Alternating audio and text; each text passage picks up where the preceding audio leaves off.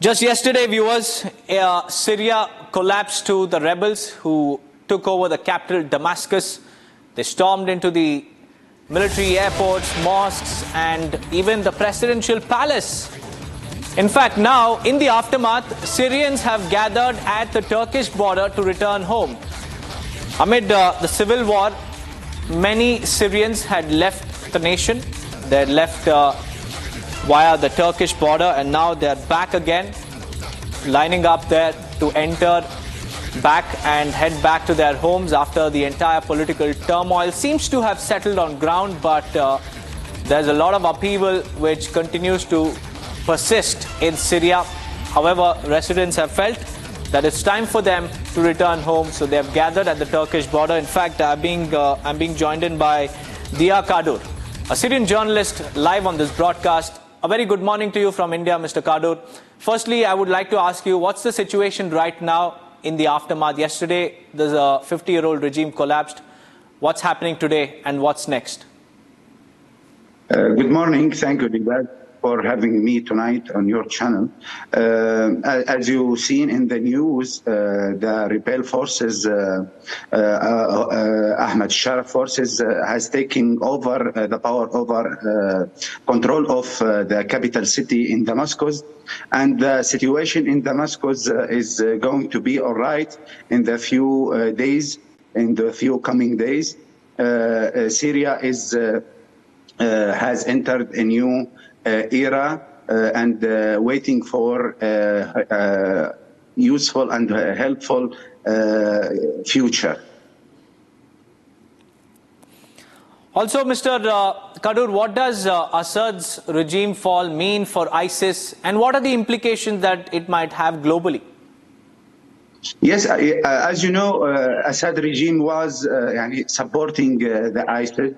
And with the regime, with the Assad's regime gone, I think ISIS will be gone quickly and will be weak as the time go.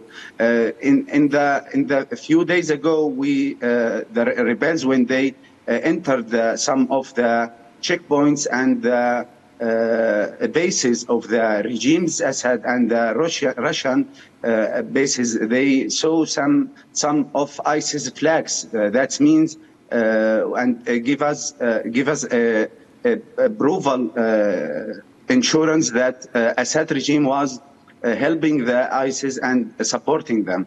So with Assad's goes, with Assad gone, with Assad is not in the power anymore, I think ISIS will not be powerful as they were in the past few years.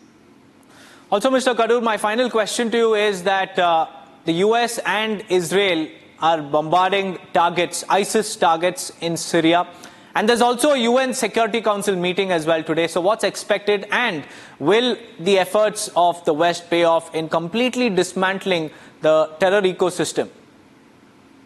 Yes, you know, the U.S. efforts are in Syria is oriented to fight ISIS, and they have done beautiful works and against ISIS. ISIS now is very weak, and I think what happening in UNSC meeting today, who is Russia called for it, I think will be important for the Syrian futures.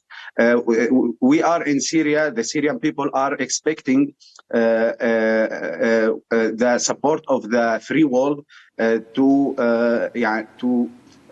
take over, to move to the next level and establish a new government in Syria and have a peaceful future for all Syrians.